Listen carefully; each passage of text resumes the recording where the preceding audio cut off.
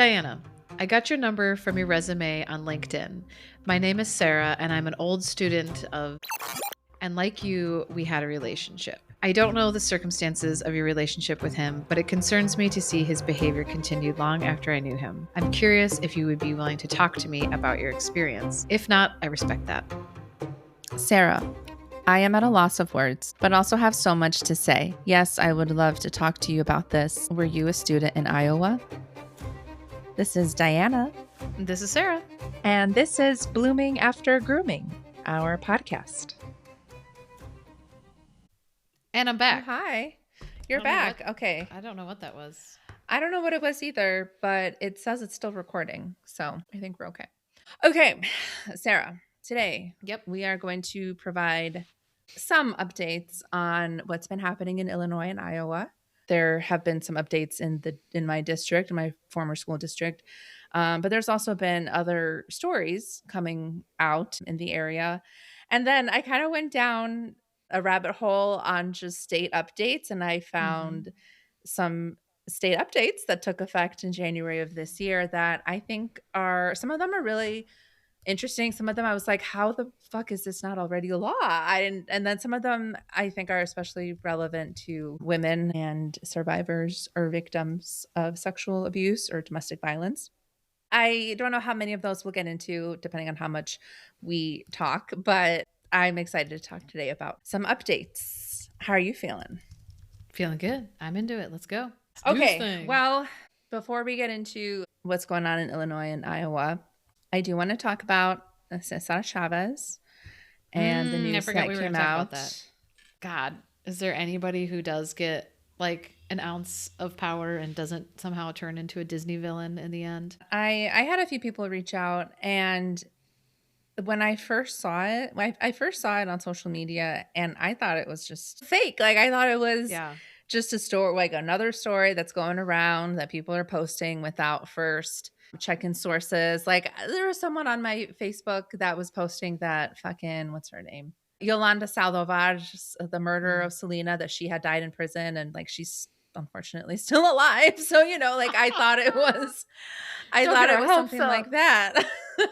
But then when people started reaching out, I was like, oh, great. And the same feeling as you, where it was a letdown, but at the same time, not a total surprise. Because I do think there has been an effect since some more of the Epstein files had come out and the names of more men and women have come to light and been made public. I think we're just at this really interesting point in history where and it's one that I feel like a lot of people, especially white people, want to kind of resist, is that we are seeing that all history, our American history, it's not all sunshine and rainbows. Like there's a lot of ugly things, people that we revere in history that are like probably weren't the best people. And there's a lot of artists that we follow and all of that stuff. I live on a street named after Jefferson, who not only had slaves, but impregnated, like I think she was 13 or 14 at the time, one of his slaves, and then kept his own children as slaves. Exactly. I live on a street named after this person. Right. It drives me crazy. I just wondered, how the newest news hit you also just as like a Latino person in the United States too, right? Like it's one thing when it's like this white rich dude, like they're easy to dislike. You know what I mean? It's like, fuck that guy, But it's like, that wasn't his vibe. I think what I was trying to say, we know about enough where it's like, okay, what do we do now with this information? Yeah. Like, for example, yes, with Cesar Chavez, fucking, he's the only person I remember learning about that's Mexican, and I don't remember ever having like a Hispanic Latino Heritage Month. I feel like really I noticed become part of the cultural popular thing was when I was in college, like grad school, college. Like when I was in high school, we had Black History Month, but there was no like on Cinco de Mayo, the Mexican kids that were in the school would dress up in our Mexican gear. And like I had on red and green tube socks and like my Mexico shirt. And like the kids who didn't know would be like, oh, is it Mexican Independence Day? And yeah, it wasn't like I was taught a lot about my culture or the contributions of Mexican Americans or of Mexicans to the United States or in Illinois or Chicago. But one name that I do remember being taught was Cesar Chavez and Dolores Huerta. Like they often went together. You know, I've been thinking a lot about that of like, okay, well now who are the kids going to learn about now? And I do hope that kids today are growing up with, even if it is just a month or 4 weeks out of the year, curriculum that does include contributions of not just Mexicans and Mexican Americans, but other Latinas and Hispanic people throughout history. Yeah, it hit hard, I think, more that Dolores Huerta, that she kept silent for so long to protect the movement and to protect him. And that the only reason that she spoke out was to support the other women who came forward and named him in like a recent investigation. Like those women are now in their 60s. Yeah. And to support them and to give credence to their stories and their claims, Dolores Huerta finally decided to go public about what happened to her and what experienced to her. Like that. Ooh, sitting with that was like, like how much throughout history, like how much, like she held on to that and like could not raise two of her own children to protect a movement and for the sake of a movement, for the sake of her people. And just like he betrayed, it just made me really like affirm, like we fucking need a matriarchy. And you know, how can we get there?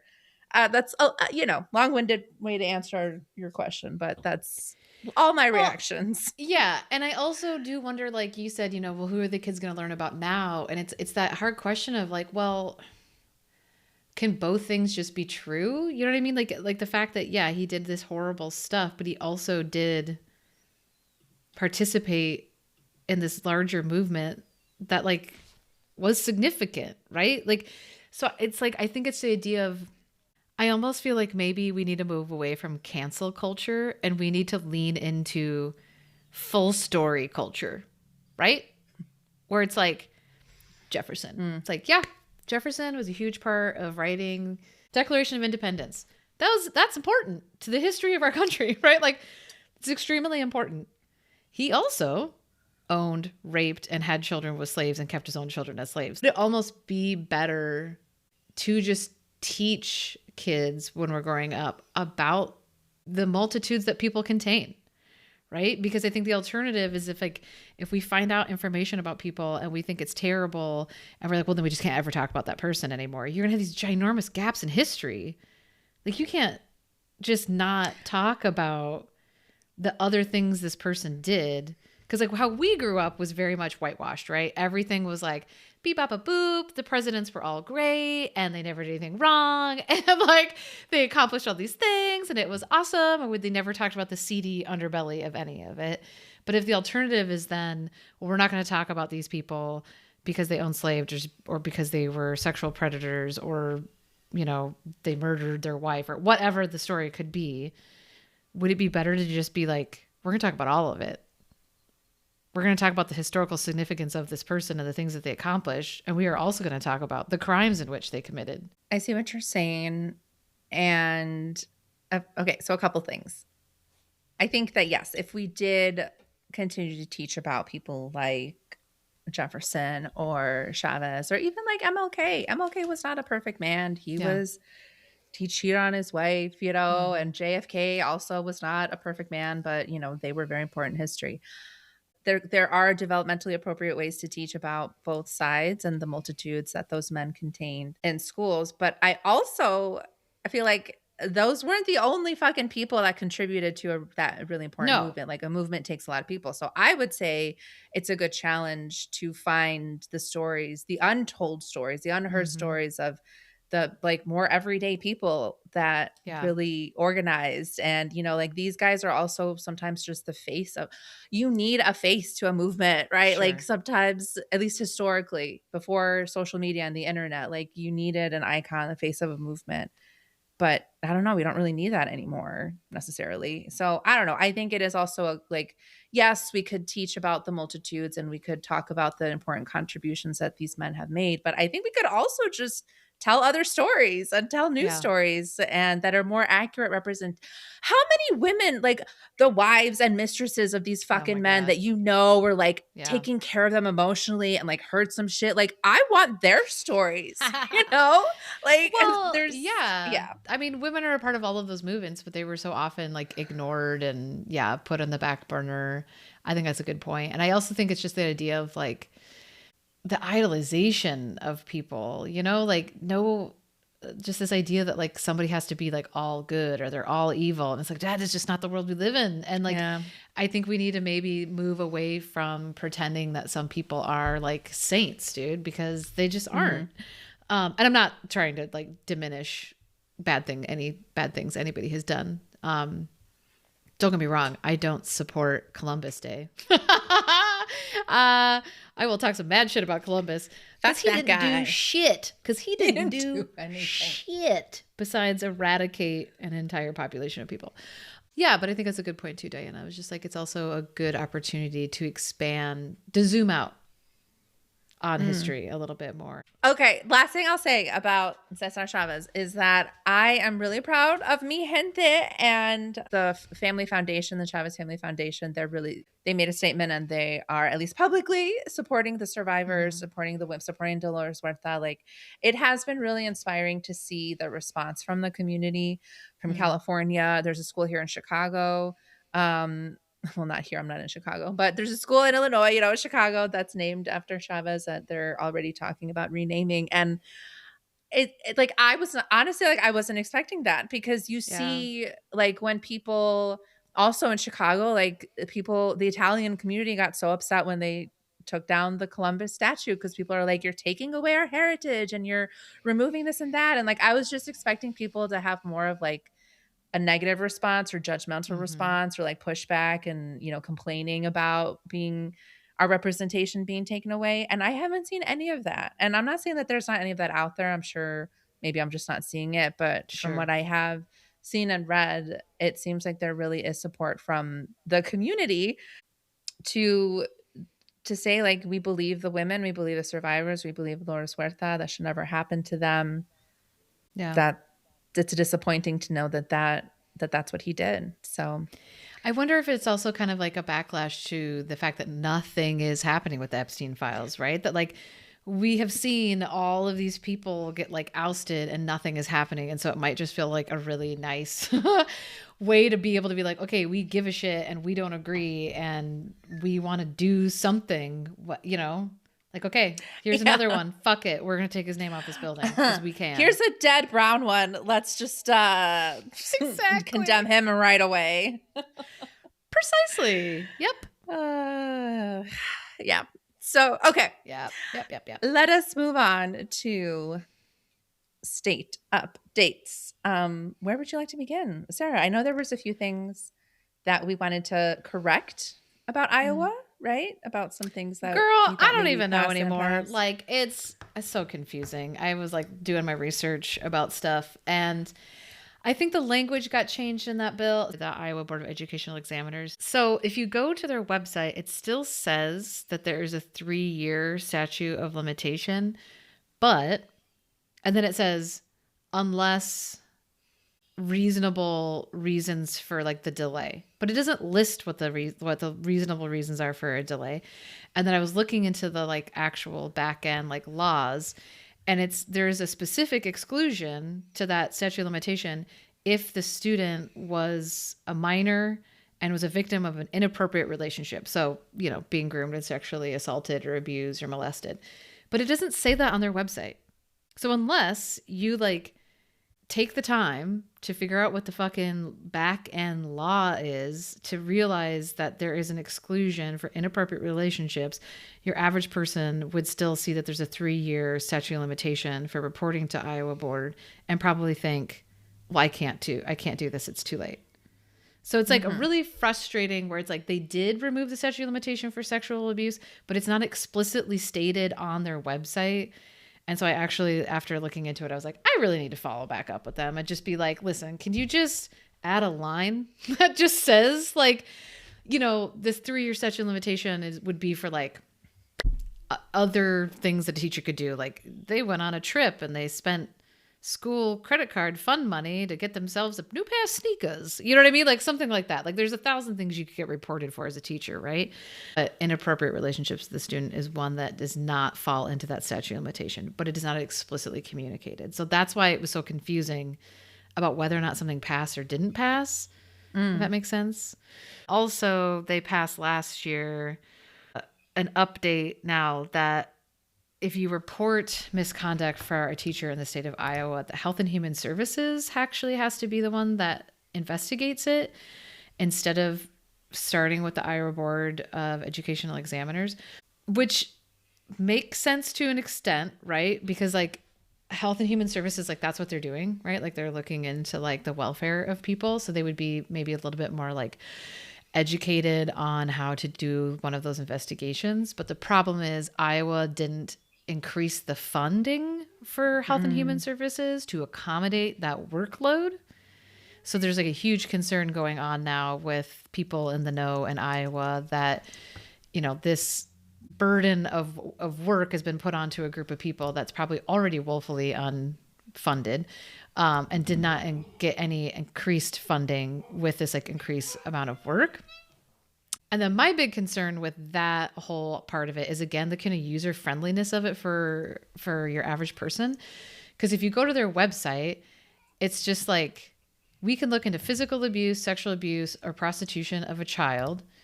And then you like dig into that. Like you go into like, you know, okay, what now? And it has like a little drop down of like the student, you know, who is the victim? It has to be a student. What kind of abuse? We've talked about that.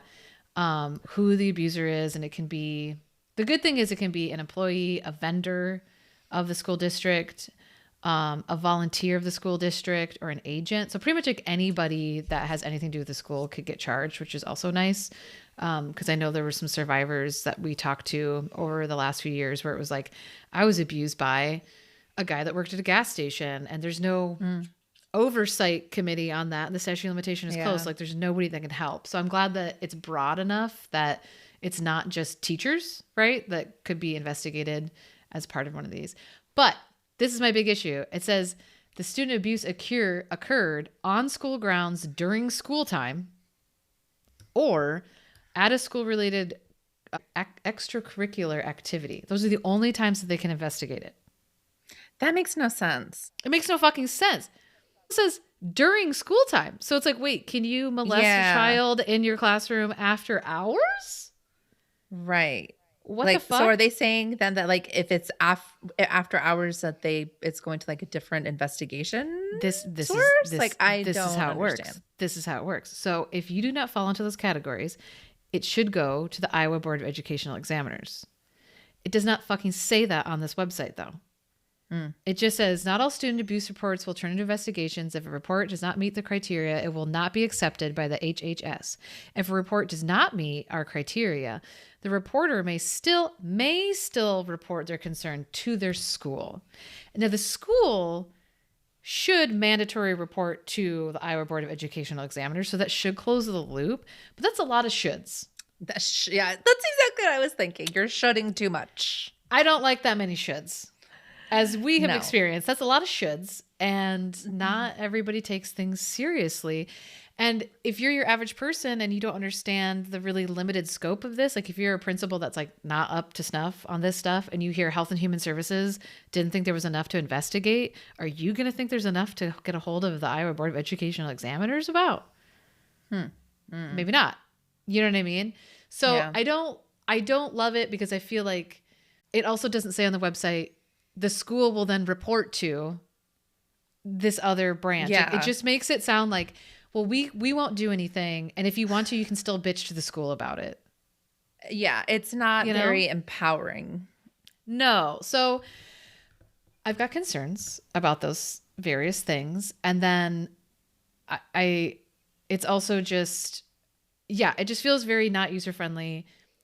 It feels very like if you were a person that was trying to start an investigation or report out, you would be very deterred, right? Because you would think, oh, I only have this amount of time, or I don't fit into this parameter, so apparently nothing can be done. And maybe you wouldn't then feel comfortable enough like talking to the police. And if the police aren't up to snuff on these laws and regulations, which, as we both learned, they often are not. I had to inform a cop about the Iowa laws when I talked to them. It's very frustrating. So so that's gotten a little bit messier, which really sucks because that's the path that I went through. Yeah. To like start. I mean, that was the first domino that had to fall for us to get anything done. And they've now like convoluted that whole thing. It's interesting. It reminds me of the conversation we had with Faith about was the intent to streamline something and then they ended up convoluting it. Part of the fucking Doge. That's what that's what this is. Yeah. So fucking musked it all up. This is like a Doge fallout thing. Oh, well, great. Yeah, see how great. Wonderful that chapter of American history has made things for people. Yeah. And so Iowa still has a statute of limitation for civil charges for child sexual abuse, which is 1 year. It is when you're 19 years old. They still have not changed that. But super excited to report, they are moving forward. It hasn't fully passed, but it's still alive as a bill.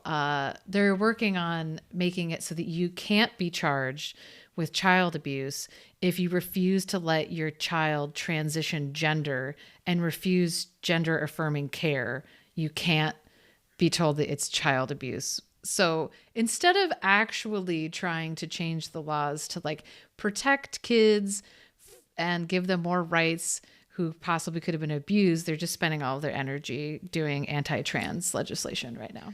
So that's my Iowa update. It's not going the best. Yeah, just kind of keep an eye on legislative stuff. I am working on trying to get some free training for some school districts in here in Iowa for employees for spotting grooming and abuse, but it is slow going working with some of the districts. So hopefully we'll have some news about that at some point. It would be very exciting if we got that up off the ground. Yeah. That has been a project in the works for some time. Do you think it's this district that's just like, not priority right now? Or like, what do you think the holdup is? One of the districts that I am trying to like get to say yes to it is like gone through some shit. They got a lot going on. Their superintendent was abducted by ICE back at the beginning of the school year. So they got some shit going on. You know what I mean? Like they've got like an interim superintendent. They've got students that aren't coming to school. They've got students who've been picked up. Like it's just, it's chaos. So I have understanding for the time that it has been taking them to communicate with me, because like I understand that like, yes, this is important, but also they have students that are getting snatched up off of the streets by fucking Nazis. That's what we'll call them, because that's what they are. I'm giving them some grace on that, but I did follow up them today to just be like, hey, remember me? So we'll still see. Want to help. Yeah, it would be cool to get that training because it's being offered for free. How about you? How's Illinois? Give us the scoop. Well, okay, so I'm going to start with a story that came out recently. I'm just going to say it came out recently. It came out with the last 2 months.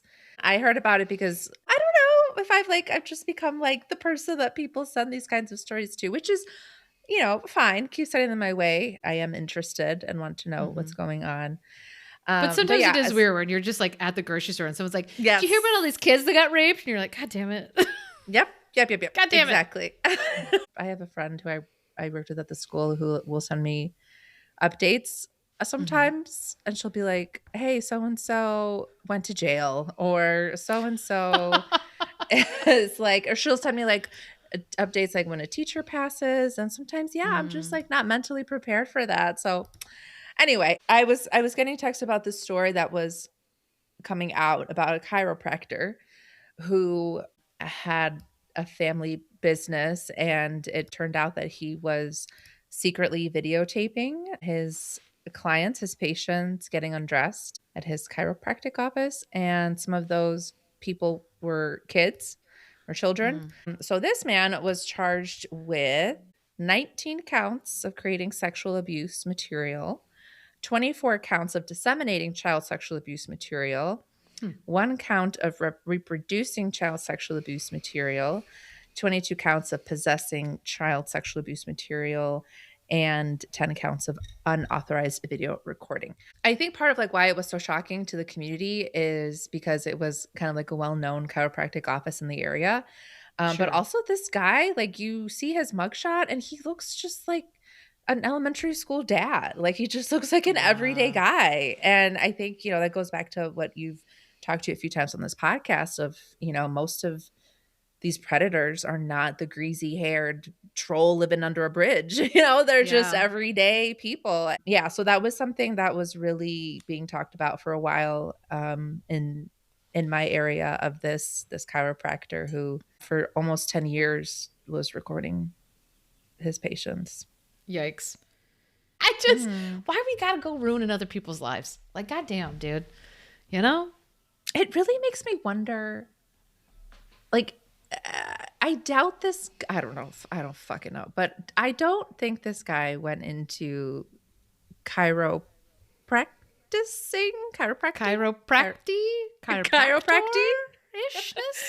with this plan of, but like at one point, is it just like that, like you can?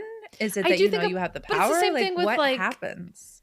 Well, it's the same thing like our abuser too. It's like, I don't know that he got a teaching degree specifically to do what he did. I think it's more of like, he got a teaching degree and then realized he had the power and the access and it was feeding some part of his ego.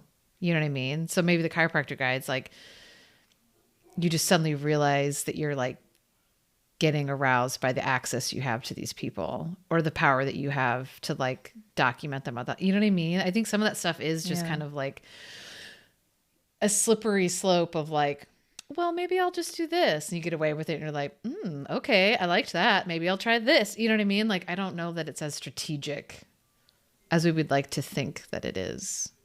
Because it'd be easier if it was like, that guy was just a piece of shit the whole time. Yeah.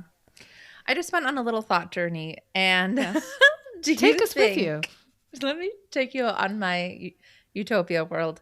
Do you think that we'll ever get to a point where there are clinics in town, like rehab clinics in town for men specifically? Let's just say men because they commit most of these crimes. Yeah. Like kind of like you can find an AA meeting or you can find like a self-help meeting or you know what I mean? I like, think it would be a delight. Get to a point where there are clinics for men who can just like walk in and be like, I had a fucked up thought and I want to talk it through instead of like slowly take steps towards now that I'm just straight up abusing and exploiting someone, possibly a child. Yeah. I think that would be a stupendous goal for our society. But I also think that goes back to just the idea of fucking mental health care in general. We don't have any in our country. Like there used to be psych wards, right? Now, I understand that psych wards were very problematic and there were a lot of fucking issues with psych wards. I understand this. Got it, right?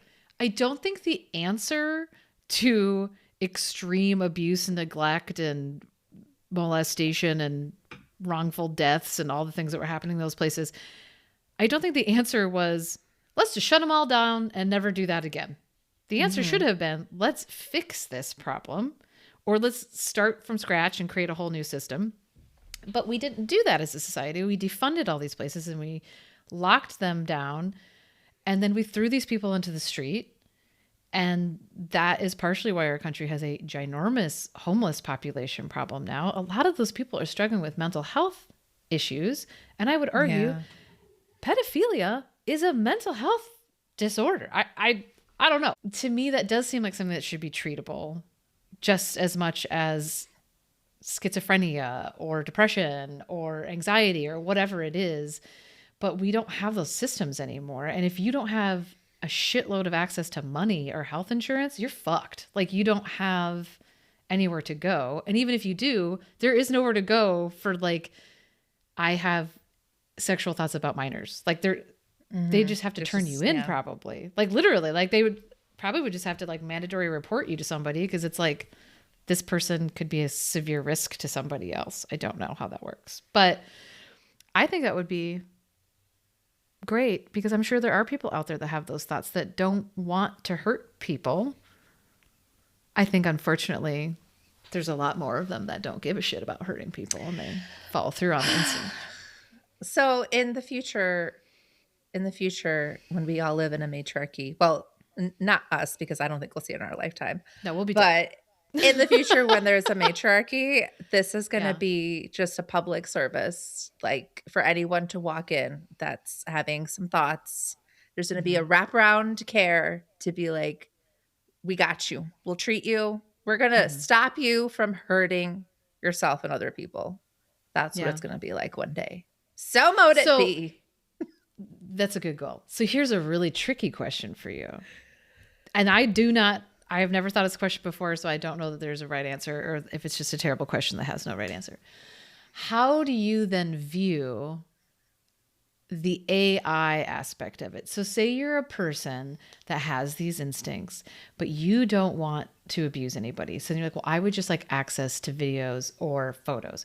But then even that, you're like, well, I don't want to like participate in purchasing,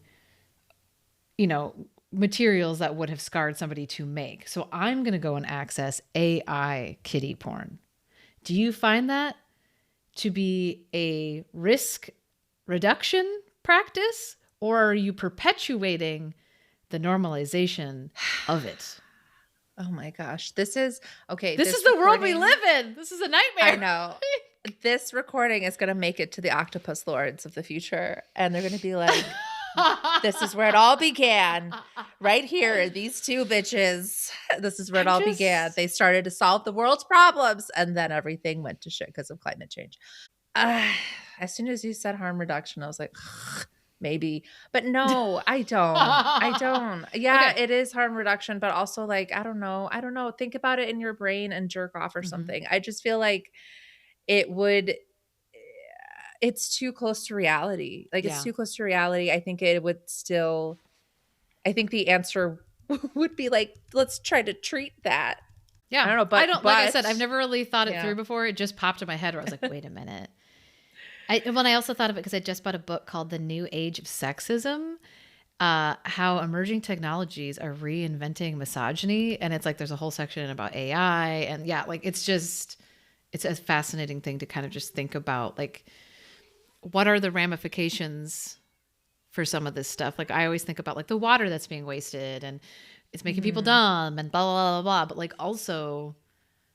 it also means that people have the ability to make some extremely fucked up content. And, like, what is the purpose of that, and who is it for? And it's already happening. Yeah. And then the question is, like, is it hurting anyone? It's like, it seems like it is, but who? Society as a whole? But, like, yeah, it's a weird question.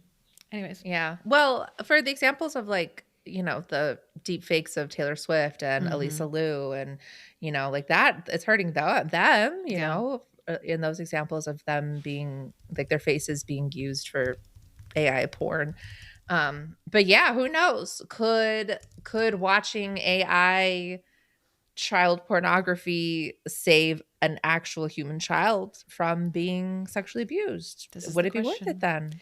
And there's that group of teens that are suing Elon Musk's Grok over pornographic images of them. So there is, like, a group of teenagers that are, like, suing already over good AI. Don't be afraid of that motherfucker. You guys sue his ass. Get so much money and just enjoy all the money. Yep.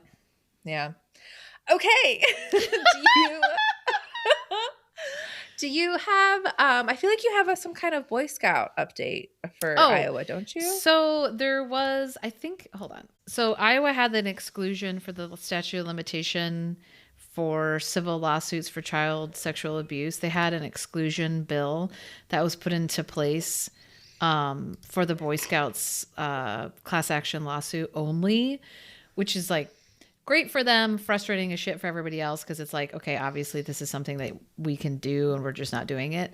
But it had a deadline on it, and shockaroony, the Boy Scouts are dragging out the settlement of the class action lawsuit because of course they are. And so Iowa needs to either remove the deadline on the original 2024 law that made an exception for them, or they have to just update the deadline date to a later date, because essentially it sundowns this year and the settlement isn't done. So like if they don't extend it, then the Iowa survivors of the Boy Scout lawsuit will get like half the money that they're owed from the settlement. And I thought I saw a headline today that said that they had extended it, but now that I'm trying to find it, I'm not seeing it. So I don't know that it actually has moved forward any further. I just saw I had read an article about it last week that they were asking for legislators to extend it.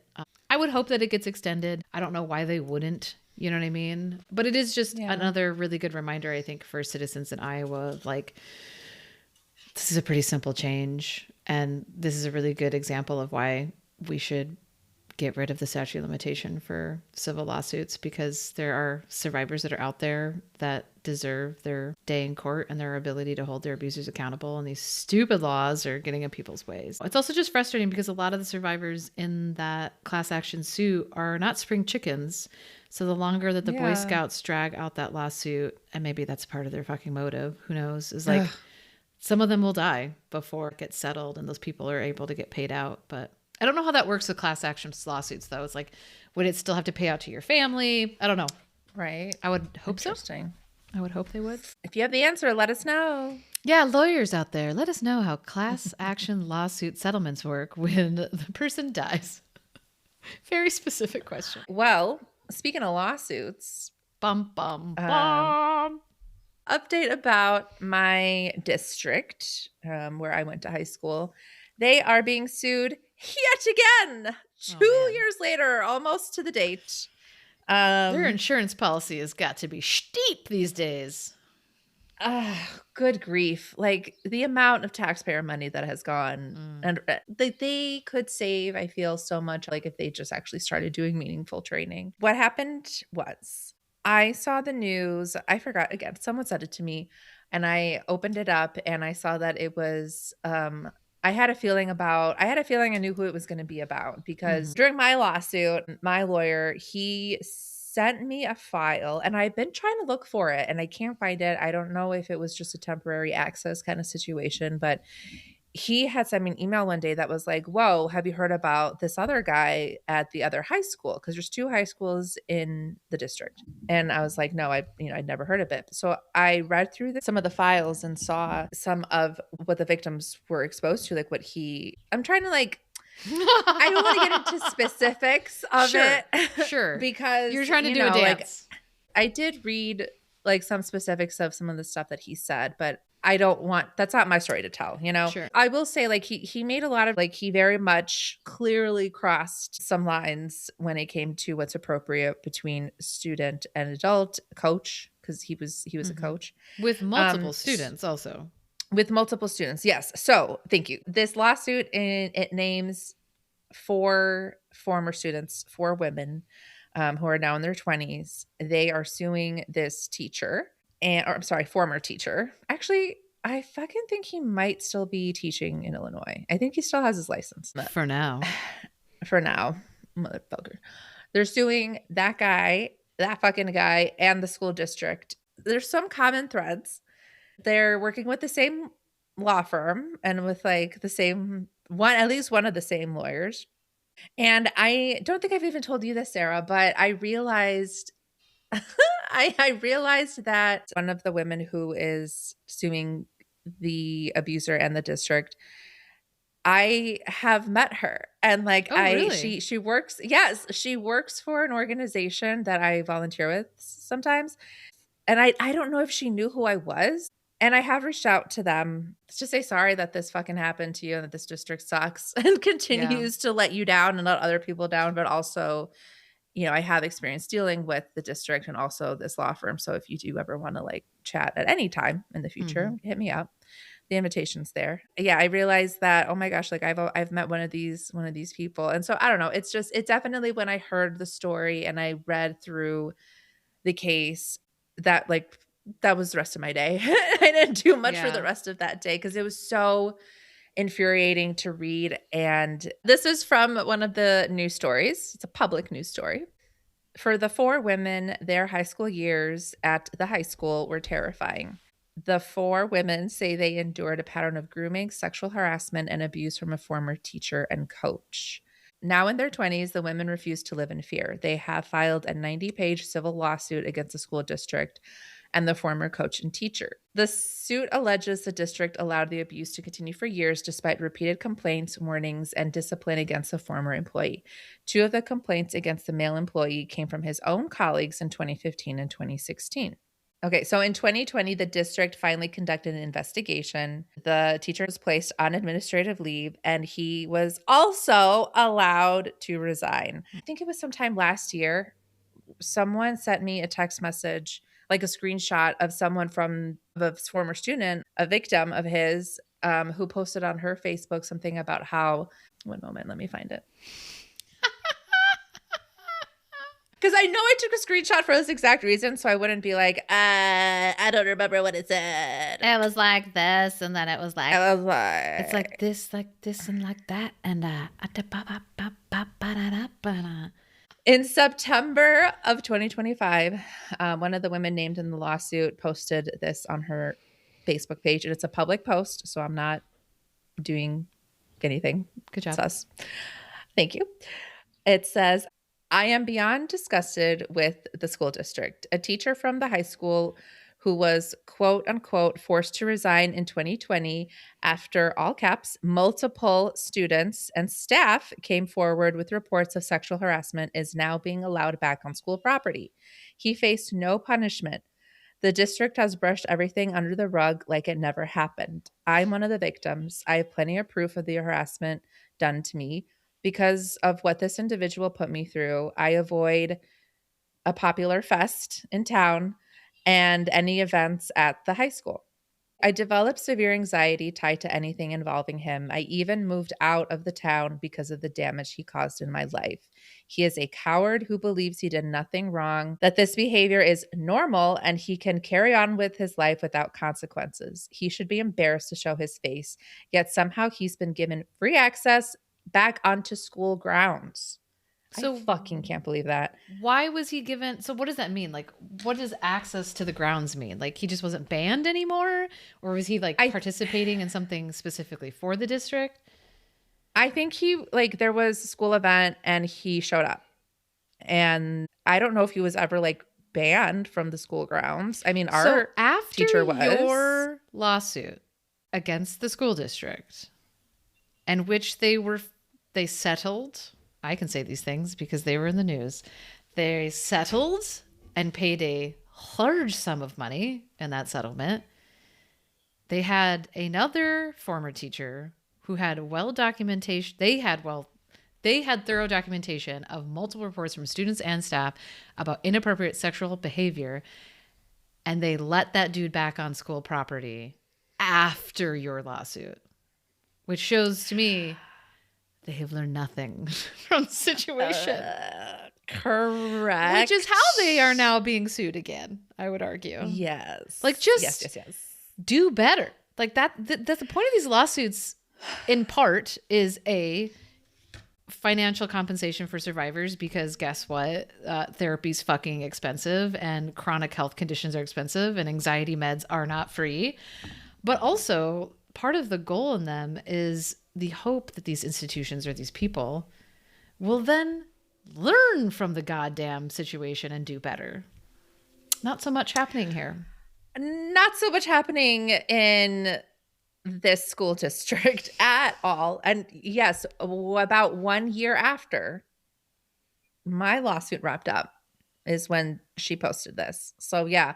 And I think so yes, they did not learn. They did not learn to back their students, to stand with their students, to stand with the victims, and to tell the adults, you are not fucking welcome here. From the files, from what I did read, one of the documents that was included was a letter from a parent like defending this guy, talking about how much he helped his kid and how much he was like a part of the family and blah blah. And so I think this guy was much more liked than our teacher was. It's true. It was very helpful. Our abuser was a very divisive guy. Like a lot of people did not like him.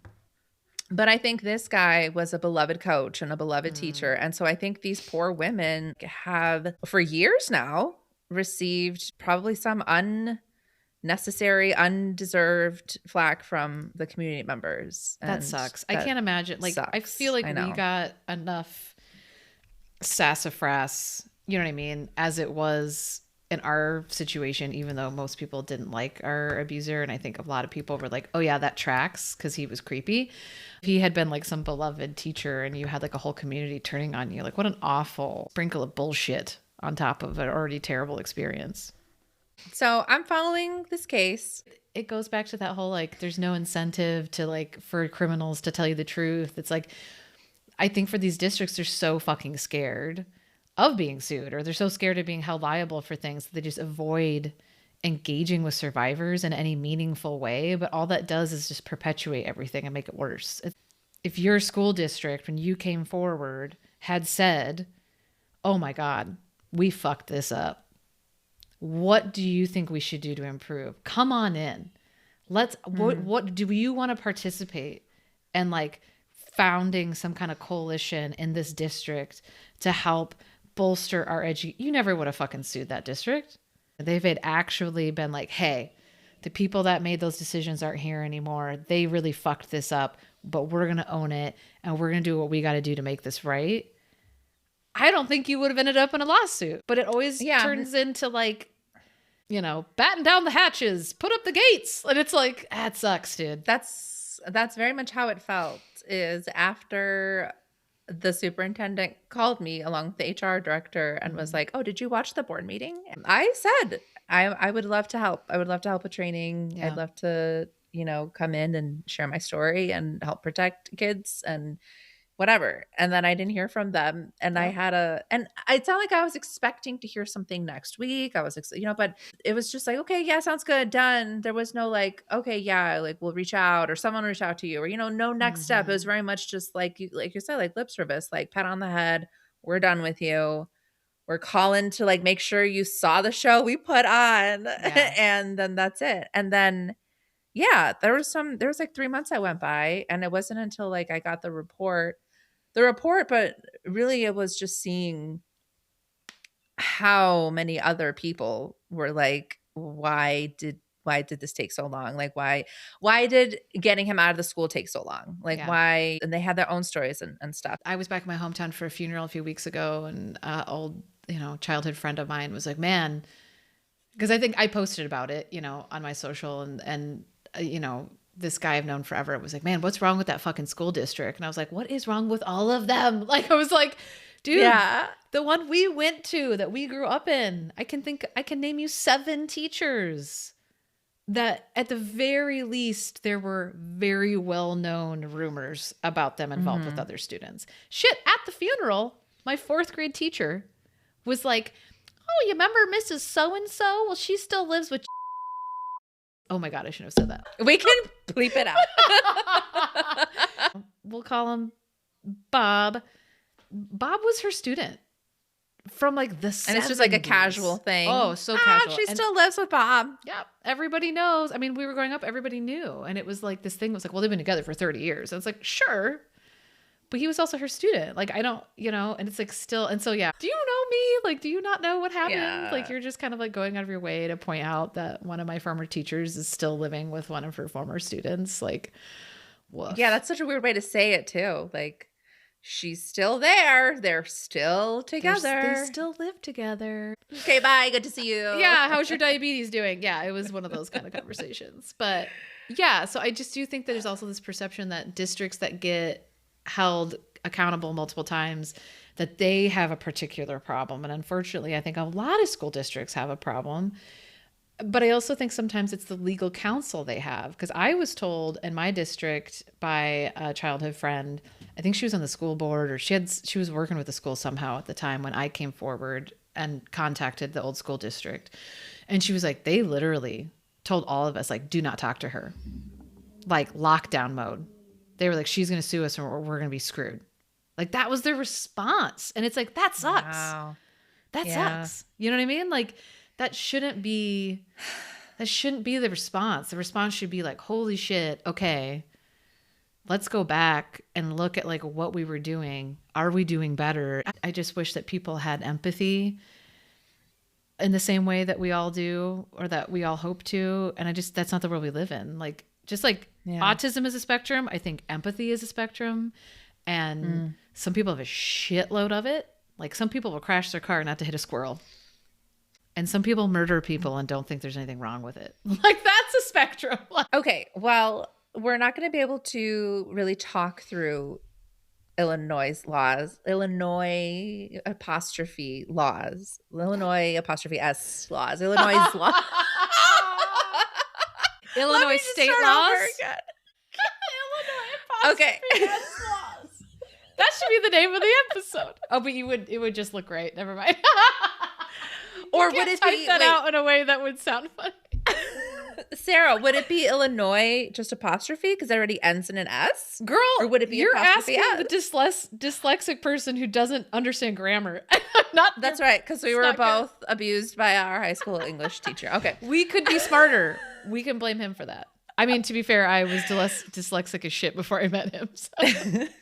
I had in my mind that we could talk through some of these laws, but we don't have time. But I do want to just read a few of them to inform the Illinois public and also other people listening from other states, to give them ideas for possibly laws to support in their home states. Okay, so one that I came across, and I will share. Okay, so I got this email update about new laws in 2026 for Illinois from the law firm that I worked with for my lawsuit. I still get their emails and updates and everything. And so this is not me endorsing this law firm or not endorsing this law firm, but I just want to be transparent about where I got this information. It really does have a lot of great information as far as like I would read through it. I'm going to put it in our show notes, the link for where I got They're also really good at knowing where to get donuts from. Those donuts were real good that we had that one time at that meeting. Oh, that's right. Donuts. I know. I forgot which ones they were. Okay. So in Illinois, thanks to House Bill 3489, you can now access birth control without a doctor's visit. So starting in January, nice. I know, right? Starting in January, pharmacists can dispense contraceptives, including emergency contraceptives like Plan B, without you needing to schedule a doctor's appointment first. So that's you guys are one of those wonderful states where taking Plan B doesn't count as murder. So that's good. Correct. Yes, congratulations. Yes. Thank you. Friends, if you can afford, please consider making a donation to Planned Parenthood Illinois. We get a lot of out-of-state people coming, which is great. Come. Everyone come along. But same help with fund the Minnesota resources. Is also a very good safe haven state for reproductive Oh, hell care. yeah. I didn't know that. Yep. Okay. The Illinois Victims Economic Security and Safety Act now protects employees who use work-issued phones, computers, or tablets to record domestic violence, sexual violence, or other crimes. So, if you use a work-issued device to record domestic violence, sexual violence, or other crimes, your employer cannot retaliate against you for using work equipment to document abuse, take away your work phone or computer because you used it for this purpose, or block you from accessing photos, videos, or recordings you've stored on your work devices. So this means that this happened. This fucking happened. And that's why there's a law preventing it now, which is like, but okay, great. Now there's a law saying You can't do that as an employer. Which could be very helpful. Yeah. In a lot of different situations, obviously. Yeah. If you're someone you work with is the one doing the abuse and the harassment. Yeah, absolutely. Okay. This one is a nice circling back to my sharing of my experience at the Conference on Crimes Against Women last year, where we talked about how in Colorado there is it's a law that victims of domestic violence, they can break their lease without being punished. Oh, yeah. It is now law in Illinois. Huzzah! Nice. Right? Yay. Thank you. Thank you. I'm saying thank you like I did all the work. Thank you. It was like really hard. Who did do the work is the law department, the law school of law or whatever at the University of Illinois, Chicago. So Nice. This legislation came out of a domestic violence law course at UIC, and it ensures that vulnerable tenants immediately see their protections under Illinois law. That includes things like early lease termination rights, protection from landlord retaliation, and the right to request lock changes. See, this is the thing is it's like everything is so much more complicated than you think it is, right? Like everyone's always like, why don't you just leave? Why don't you just this? And it's like, first of all, moving is fucking expensive. Because even if you can get out of one lease without breaking it, you still have to have a deposit and first month's rent and last month's rent and all this crap to get into a new place. Exactly. And I know we've mentioned this many times, but it's worth repeating. Statistically speaking, the most dangerous time for a woman who is leaving or the most dangerous time for a woman to leave an abusive relationship. How am I saying this? Sarah, help me out. Oh, like you're most likely to be physically harmed when you try to leave an abuser. Thank you. And statistically, women are more likely to be murdered by their partners when they're pregnant. I didn't know that. Yeah. That's awful. Yeah. It's pretty bad. Ew. So that even ups the ante, right? Like you're trying to leave and you're pregnant and you have to think about trying to take care of this kid on your own and you're trying to break a lease and goddamn, dude, that's a lot of ands. The Illinois State Police Division of Criminal Investigation can now pursue online child exploitation cases anywhere in the state. The new law is modeled on Alicia's law, which I am curious about and have not looked into, but I will. Which has worked well in other states, and it speeds up investigation response times, closes gaps between different agency jurisdictions. Awesome. Improves coordination between task forces and funds specialized units that track online predators. Nice. Okay. This next one, also very nice. We're going to celebrate. Human trafficking victims can come forward when they're ready. House Bill 2602 removes the statute of limitations for forced labor, trafficking, and related offenses when the victim was under 18. Okay, and then some of these, they're just interesting and I think also good for people to know. Nursing moms, you're getting paid for pump breaks. So the Illinois, which this was one of these where I was like, I'm sorry. Were people who are breastfeeding being told that they had to clock out? Probably. To breastfeed? If they had to make a fucking law about it, then probably yes. Okay, so starting January 1st, the time you spend expressing breast milk at work, I did not realize that's how it was. Hold on. Let me say that again. Express yourself. Express your breast milk. Starting, we're going to have some fun options for bloopers. Starting January 1st, the time you spend expressing breast milk at work now has to be paid time. Your employer can't make you use your lunch break or a PTO, and they definitely can't dock your pay. That's crazy. They also, I'm assuming it's national, maybe it's not, but they, at least in Iowa, they have to also give you an actual space in which to do it. I don't know if it's national, but I know in Illinois it is a thing too. Like you have to offer a room for someone to pump. This one also related to mothers, parents, I guess. The new Family Neonatal Intensive Care Leave Act provides unpaid leave specifically for parents whose newborns need intensive care. If your employee has 16 to 50 employees, you get up to 10 days. If they have 50 or more, you get up to 20 days. You can take it intermittently, a day here, a day there, as your baby's care requires, and it's separate from FMLA leave. Another thing that I was like, people don't get time off if their babies are in the fucking NICU? What are we doing? It also can be up to the company. Like some companies will rise to the occasion, you know what I mean? And like do the right thing, but they don't have to unless there's a law about it. You know what I mean? And then you're just left to the discretion of your employer. Like that's not good because obviously companies take advantage of people. Yeah. All right. Just 2 more. This one I think is really important. And I love seeing laws that regulate AI. More of that, please. Okay. Illinois is leading on AI discrimination. So House Bill 3773 amends the Illinois Human Rights Act to make it a civil rights violation when employers use AI tools that discriminate based on protected characteristics. If you're applying for jobs in Illinois and some AI screening tool is filtering out qualified candidates from certain neighborhoods or demographic groups, that's now actionable discrimination.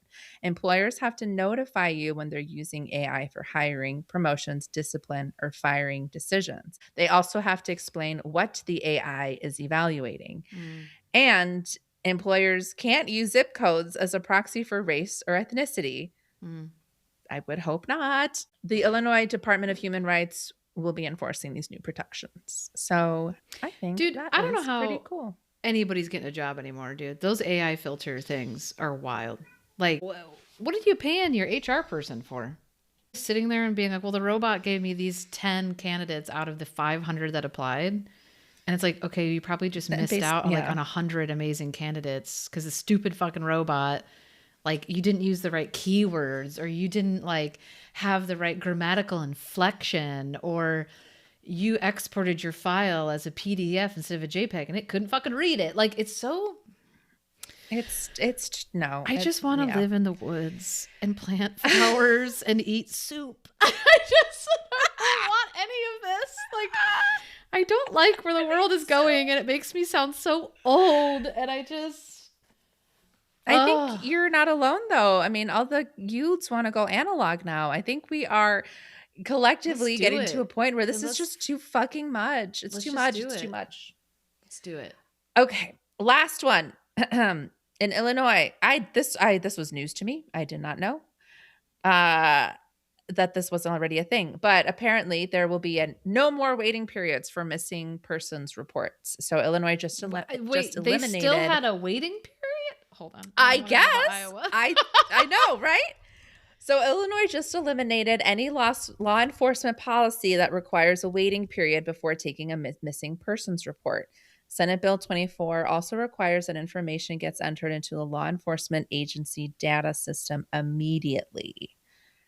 So if y'all are reporting anyone missing in Illinois, do not let the police tell you that you have to wait.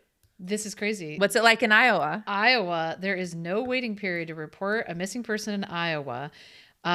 For individuals under 21, law enforcement is required to enter information into a database within 2 hours of the report.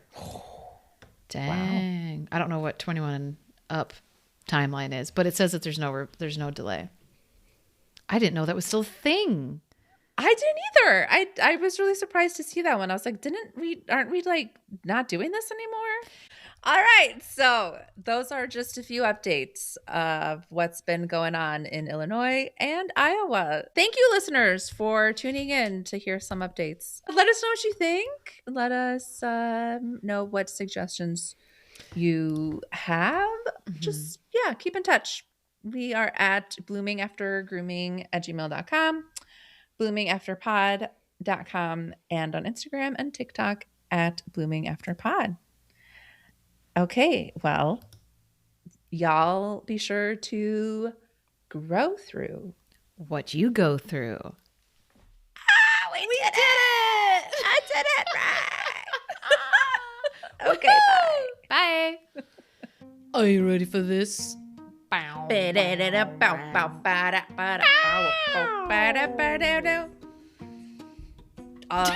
know the rest of the words. All I know is shut down. You're like, no.